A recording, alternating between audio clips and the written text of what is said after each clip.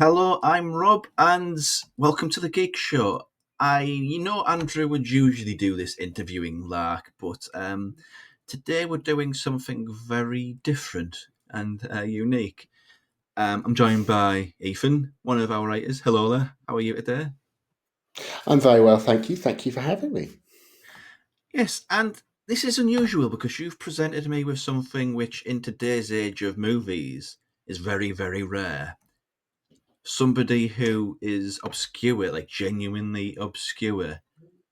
Um, Matt Yeah, Farley. Yeah, Matt Farley. Who indeed. is who is Matt Farley? Because genuinely, prior to your email, I didn't have any sort of point of reference to this guy. Okay, that's a really good question to start it with because if I'm honest, that was mine when I started sort of finding out about Matt Farley. Um, the easiest the easiest way to say it is that he's a musician, he's an actor, and he's a filmmaker. But that's very, very broad. That's Hmm. like the most boilerplate you can get. Maybe a better way to put it is that he is in America. I'd say he's probably one of the most interesting and most unusual creative minds that you've never heard of, which sounds like puff, but Hmm. there's genuine truth to it. His films and his music are unique because they sort of plow their own furrow. They have no interest in contemporary tastes or fashions. They're not made by big studios. There's no backing behind it except effectively his own capital made from his own royalties. His films are made with the same people over and over, as is his music. But in all cases, it never feels like he is a one trick pony or repetitive to a fault. Instead, what you get is somebody who's very coherent all the way through and very sincere. And because of that, while a lot of people haven't heard of him outside America, Hmm. he Yeah. is he's grown this remarkable fan base, a really quite impressive fan base online, um, that is growing and growing. And this represents the first time it's really left North America. This set of screenings that are going on next weekend, the weekend of the 18th and the 19th, this is the first time they've ever been screened outside of North America, which is tremendously exciting. It is. So, with all things said, he's relatively unknown outside of America. So that asks the question. We're both very English. How did you We happen are. upon him? A good question. As with a lot of these things, it's to do with the internet. As a lot with a lot of other things, it's to do with a mate. Um, Yes. yeah, this is the thing: is that one of the nice things about being online? You'd normally it'd be like an online friend would put you onto this and like, hey, have you tried this? Like in the old days. This was a case of a mate in person, my friend Ben, who is also has effectively been the lead on putting this all together. He and I have known each other 5 years now, and it's a relationship, well, a friendship born on films and film appreciation. And his thing, like my thing, is we always like the weirdest, most unusual stuff. And his thing is to Yes. actively go out and find like stuff that even I've never heard of, and then drag me into watching it with him, which I don't mind really because he has very, very good and very interesting tastes 95% of the time. And this was a case of I went to his for Halloween, Halloween weekend just gone. Hmm. And I don't know how he'd gotten into it. I think it's because of the writer Will Sloan from Important Cinema Club, who he's friends with. And Okay. he had mentioned, yeah, come down, we'll eat food, we'll watch horror films, the stuff we've done like years beforehand. I was like, oh, I've got this thing to show. It's called Don't Let the Riverbeast Get You. And I was like, okay. And I'd seen the poster around on Letterboxd. I was like, well, it might be fun. I didn't think much of it.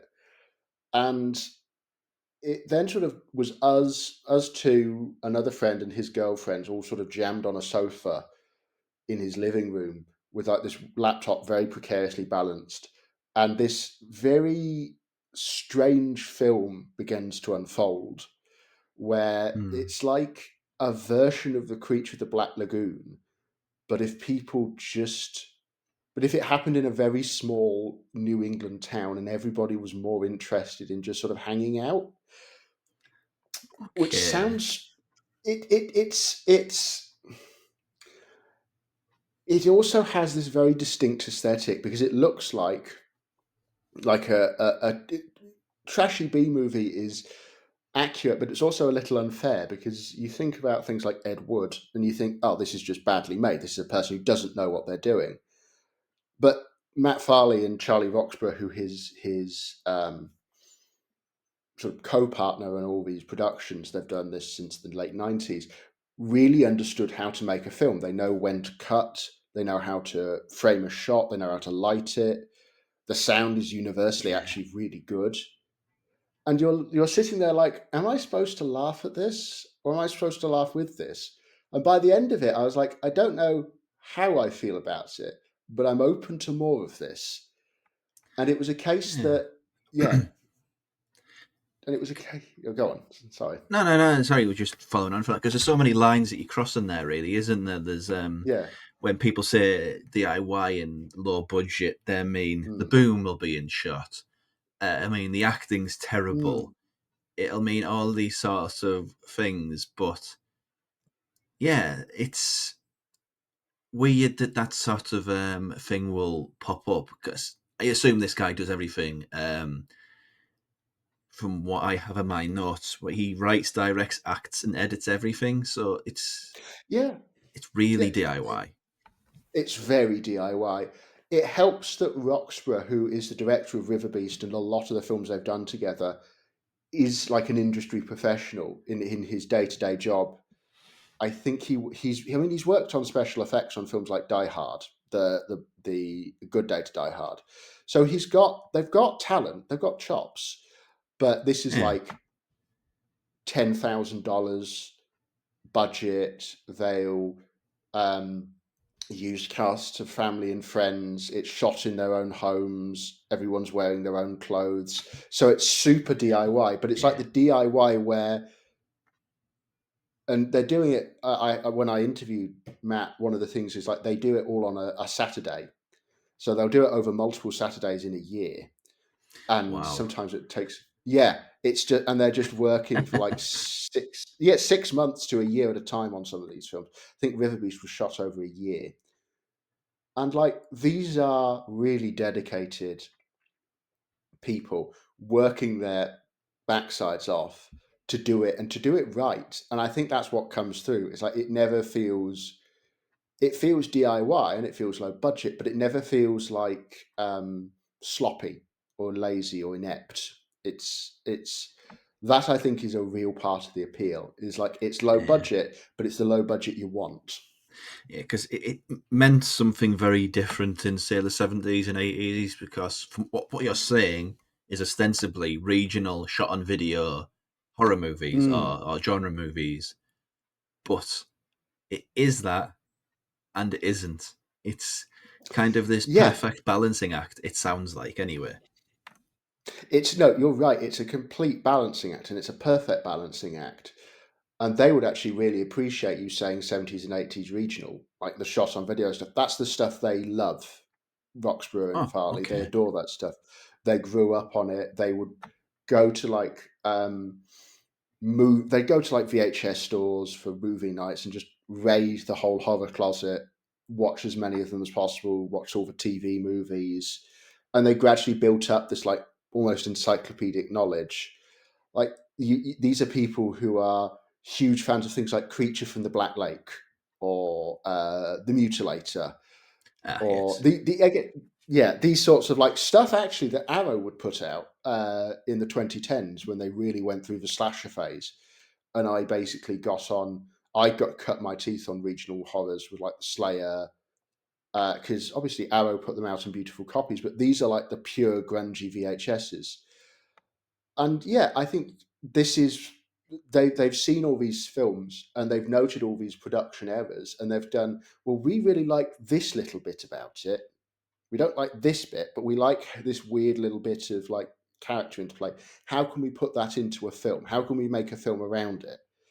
Hmm. And it's like it's a balancing act where it's like all of the best bits of the regional horrors with none of the sort of weird Yes. incompetence. Questionable casting decisions and shot selection, Yes, amongst many, many, many other things. yes, yeah, yes. The cast is always on point. The cast is always A1 in a Farley Roxburgh. It's a The casts are always fantastic. You mentioned another thing. His music. Mm. His music is excellent. And the Yes, sort of side yes, question to that, sort of the concurrent question, is he's done 25,000 songs. Um, that's correct. that's impressive to Yeah, say the least. yeah. Oh no, it is. It is, and he's got a really high batting average. From I listened to a lot of the films are effectively wall to wall with his songs, the songs that he makes on his own and with his mates in their band. Well, he's got a multitude of bands, but the most famous of which is Moe's Haven, which was recently featured on World Cafe on on NPR in America. Ah, yes, yes, I know them. There's a whole video there's a whole video set to it. So if you're interested, make sure to check that out. Um, the music is a really interesting thing for Farley because he loves being creative, and it's very clear that the music was the first love, and it's the thing that he does the most. Um, and he sort of divides his work into sort of no jokes, which is sort of songs around sort of comedy things like pieces of food, celebrities. There's a Timothy Chalamet song which has gone quite viral, of all things, and has Okay. even got a video of, and he even got a video of Chris Jenner dancing to it, which is very, very funny and very surreal. And then he's got the no joke songs, which is the stuff from Moe's Haven primarily, which you hear in a lot of the more personal films. Um, and it's incredibly inspiring, I think, to anybody who is creative, the level of which he's just willing to sort of churn out stuff. Any idea is a good idea. He'll follow any idea to the nth degree, and sometimes you'll get it won't hit the mark, but there's a lot of gold nuggets in there. And I think that's what really appeals, is that he's able to do that. He's able to make as much as he makes. He now is comfortably off to the point where he can work professionally. He can do all of his touring around the country, making the films on the back of the royalties of his music. He's that successful. Well, 25,000 songs. I think Yeah. the bar for success for each song is just moderate, really, because that's some of my favourite musicians who've got careers like 20, 30 years haven't got like Mm. 25,000 songs to their name. That is, I don't even It's know how to brilliant. word that. Yeah. It is almost unqualifiable. I know that Michael Jackson and Prince are renowned for like having albums worth of music that they never put out there. I think someone said that if you compiled all of the at some point someone said that if you compiled all of the unreleased demos that Prince produced, you'd have a new Prince album for 10, 20 years. It's as almost, it Wow. feels like it's similar levels. People can Yeah. correct me if I'm wrong, because I'm almost certainly misremembering that. But it's that level of creativity from Matt. And it's really impressive that he's just able to keep going and keep producing, and just sort of he's got this philosophy for being creative, and it works, and it keeps working. Yeah. Um, Isn't with the music, you have to ask this: what? Because they're so obscure and hard to find Of his course. movies, at least. But what are we talking about with his music? Because I know I'm stuck on this point, but No, of 25,000, course. you could literally do every conceivable subgenre of music a couple of times over within the space of You that. really So, could. Well, I so can say one thing. He's never done thrash metal. He's never done thrash metal, and he's never okay, done glam pop, which is sad because I would love to see like him doing Mark Bolan. Um, but in answer to I think what your question might be, it's a lot of he's got a lot of different influences, but two of the big ones are Pink Floyd and especially Bob Dylan. So if you're sort of okay, fans of that, and he plays primarily keyboard. He plays keyboard and he sings the songs, and he's got his mates, um, Chris Peterson, who is his brother-in-law as well, who plays. I, I'm not sure. I think it's bass or guitar, and then he's got his friend Tom Scalzo as well, who also plays instruments. So they form basically a trio, and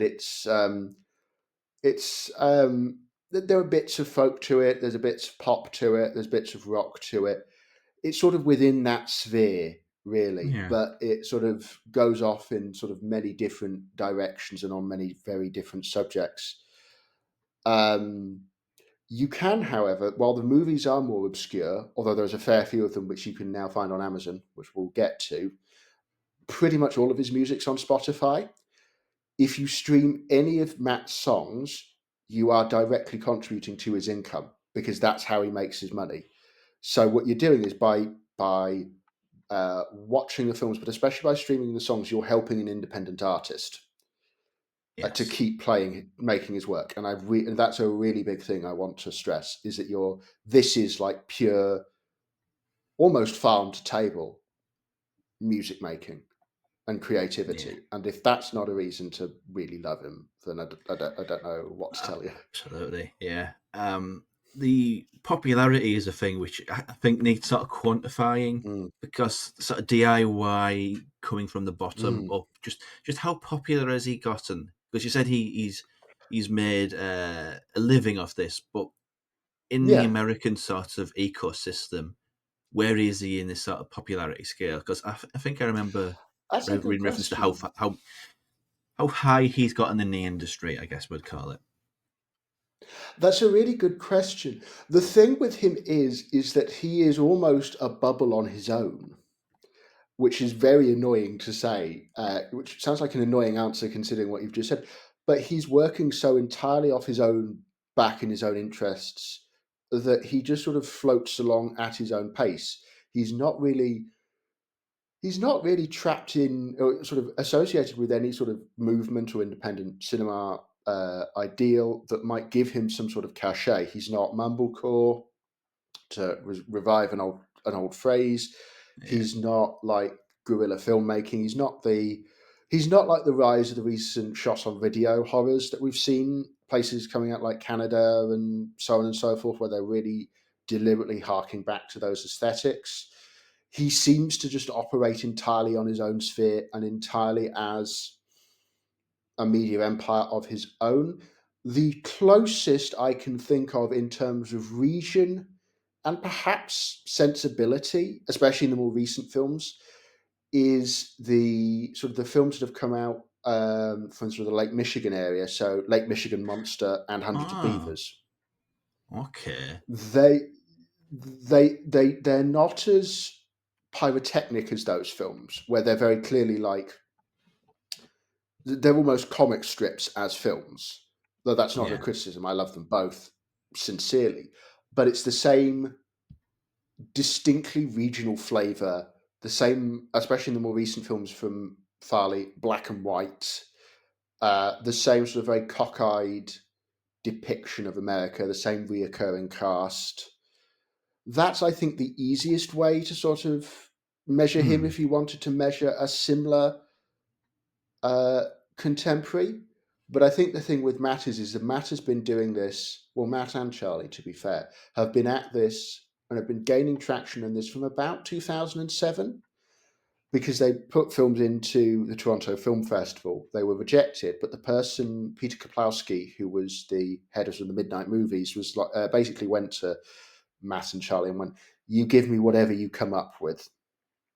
And then he got Will Sloan on board, and it's just sort of gradually coalesced over the last decade. And really, I think actually since COVID, because the films are really freely available online, Don't Let the Riverbeast Get You and Magic Spot in particular are freely available on Amazon Prime here in the UK. Which if you can't make it to the events, go and watch them. They gradually gained more and more traction, and so you got more and more people being interested in them. And he has gotten, along with National Public Radio, he's got a New York Times article written about him as well, like not too long ago, about a Yeah, year ago. rarefied So air. I that's get that about you. Yeah, very, very rarefied air. And there's a lovely podcast with him and his wife talking about the article. And then he in particular is in disbelief that he's in like New York Times, which is incredibly sweet. But it's like the best way to put it is he lives entirely on his own, sort of marches to his own drum. He does not follow fashions. And that's probably why he's continued to grow, because he's so individualistic. yeah. It's how you remain relevant for a long time as well. If you start popping and hopping Yeah. from trend to trend, you're only as relevant as long as that trend is. But sort of marching to your own beat, it's ensuring incredible longevity, which is kind of related to my next question because he has 25,000 songs. He's been making movies for about what? Well, more years than I want to think about. It's Where do you start? right. Good question. So there's 27 years of films by Matt Farley. A lot of the shorts are online. Some of the some of them are available on Amazon Prime. The three that are on Amazon Prime that I would recommend, that's four. This is three. That's the German way Yes. of doing it. Drei bitte. Uh, would be the first one, obviously, is Don't Let the Riverbeast Get You. It's the big splashy one. It's the monster movie. It has all of their sort of creative, the Motern Farley creative interests are all there. It's also packed into like a fairly accessible genre background, which is the monster movie.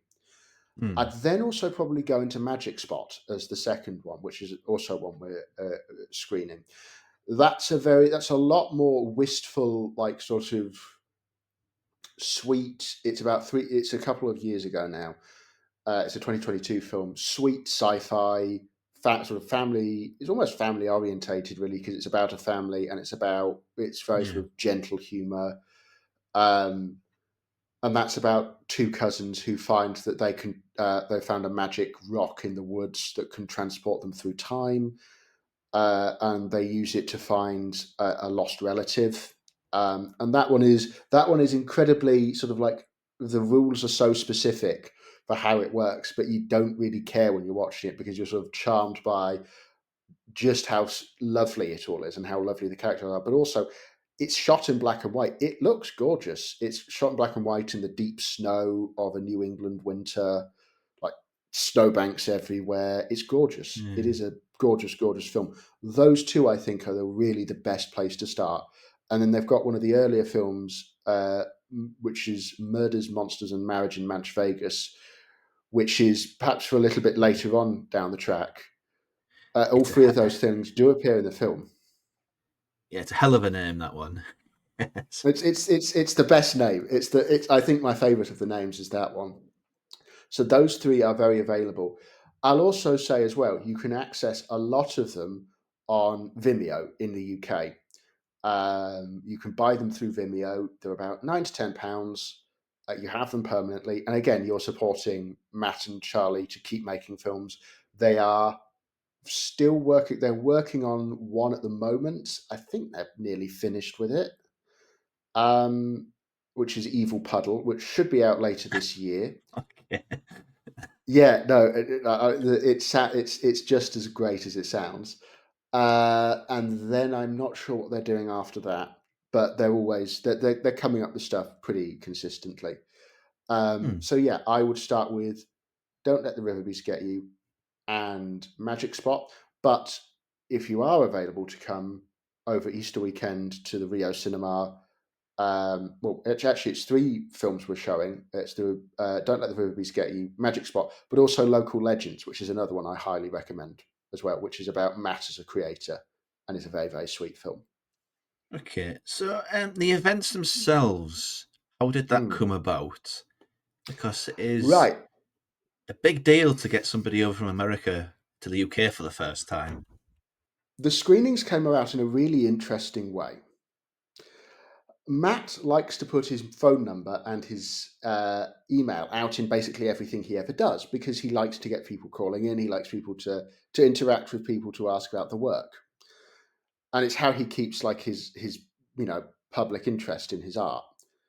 My Hmm. mate, after seeing Riverbeast, jokingly sent him an email like, "We're going to make sure you're the first. You come to the UK to show your films on the big screen." And Matt went, "All right." And my mate took that as a challenge and dragged me along into the. Well, I would say dragged me along. I was there. I was game from moment one, to be honest, because I knew this was something that was going to happen because I knew how interested Matt was in doing these things, and I know how determined my friend is, and I was like, yeah, this is going to happen. So it was a case of gradually getting things together over a few months, and then we were. It was started as almost a prank joke, like, yeah, we're going to do this. I thought we were going to do this. You never know how long it'll take for it, but yeah, I thought we were going to do this, and we thought out some cinemas, and we booked them, and we located them, and we did all that. And there was this moment where, on a call, he and I went, "Oh, oh, we've actually made this happen. Oh."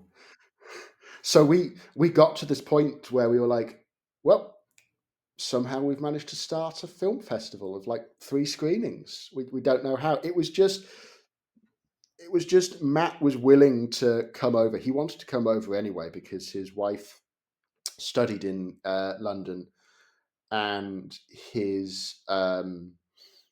she'd always wanted to see Europe, and so he was like, "Well, I'll Yeah. just roll this into a family trip," which is very, very sweet. And then it was like just from there, he went, "Yeah, so if we do it around Easter time, we can do it easily."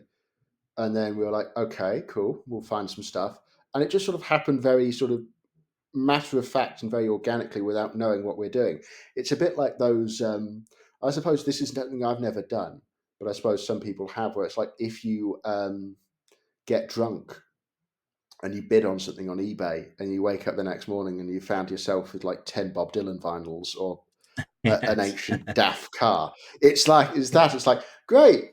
Oh no. So after that, we've been working on putting this together really, but we couldn't have done it really without Matt just being like, yeah, let's do it, and being so open to being collaborative in the process. Which, yeah, I'll always be grateful for him for having such an open Yeah. mind. That level of earnestness in the film industry is so Mm, rare as well, which yes, makes you kind of like I him a little bit. I mean, I know nothing about mhm. him, but that kind of makes me like the guy. I'll be honest. Yeah, Yeah. I think that's the thing, is that he's incredibly earnest. All of his films and his music is very earnest. The best of his films have this great sincerity underneath the jokiness, which makes them work incredibly well. But I think it was this sort of willingness to. It's the willingness not just to entertain everybody, because he does. I mean, I've seen him. I've listened to his podcast, and he'll take calls from people on the pod who are like interested in hearing his songs, want to know more about them, and he'll send them links, or he'll send them like a DVD, because he has his own DVDs and he just ships them off to people. And I need to do that because there's a few people I want to send them to. Um, it's not just that; it's the willingness he had to take out of nowhere two. Well, in his case, that case, one complete nobody who didn't know him from Adam, and to go, yeah, let's do a film festival for my films. Let's show them everywhere. It's great promotion for him, but Yeah. it's done with the greatest sincerity and the greatest humbleness that you cannot help but like the man. He is impossible to dislike. I mean, I did an interview with him. We put together a booklet of promotional essays and interviews about the films, which we'll be selling alongside the events. And I've looked through it obviously as as my role as organizer. It's a brilliant booklet, but my interview with him, the thing that came through was just, it is impossible to not like him. He is lovely. He's sweet. He's sincere. He's very funny. He's very candid. He loves to talk. He loves to talk about himself, but it's never in an aggrandizing way. He's a very self-deprecating, warm person. So yeah, Mm. he's a great bloke, and I think that's also why people like Will Sloan and Justin Decloux and Kaplowski and the many, many other people I know who like him, like his work, because he's impossible to not like. Hmm. So to wrap things up, Mm. the events. Let's talk about the events, where Yes, they are, when they are, yes, and let's all do the it. sort of Right. important information there. Yes, the very important material. I'll just have to get them. Yes, so we've managed to get it as three screenings over 2 days. So what's going to happen is that we've got a big gala, which our gala screening effectively on the Friday night. So that's the 18th, um, which will be at the Rio Cinema in London, and that is from 2 till 5. That is Don't Let the Riverbeast Get You, which is going to be shown as a DCP, and that will be with an introduction by myself and Ben, and then more importantly, Ben will be leading a Q&A with Matt Farley afterwards. I have it on good authority that if Matt would like to come and shake the hand of every person who comes to the screening.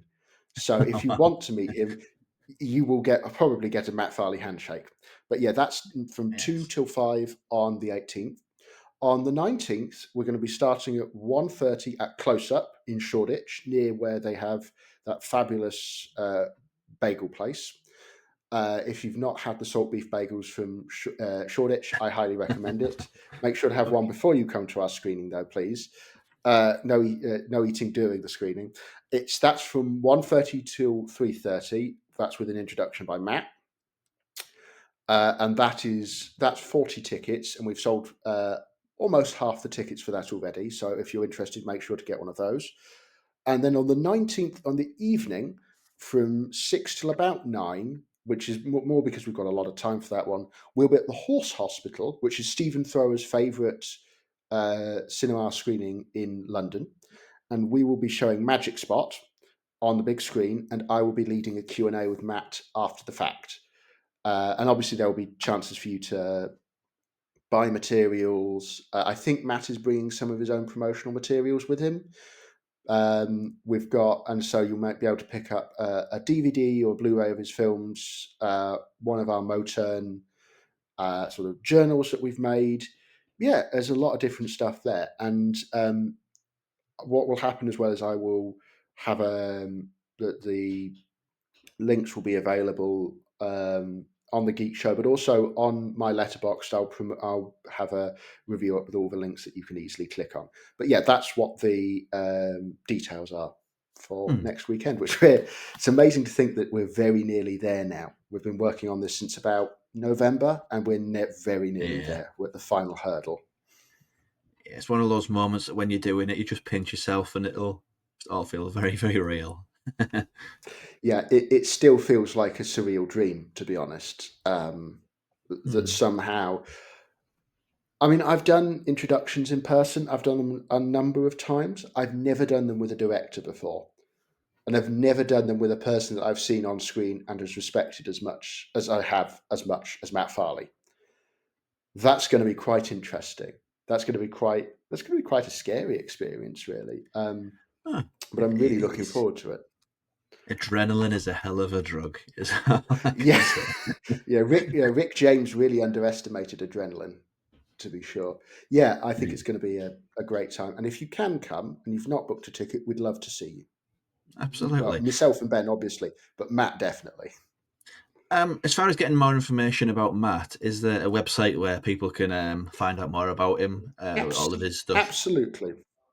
Absolutely. Go to moternmedia.com or just simply type in Matt Farley into Google and you will find all of his material there, especially on the Motern Media website. If you want to stream his music, please type in Matt Farley into Spotify or Mo's Haven if you want his no jokes music.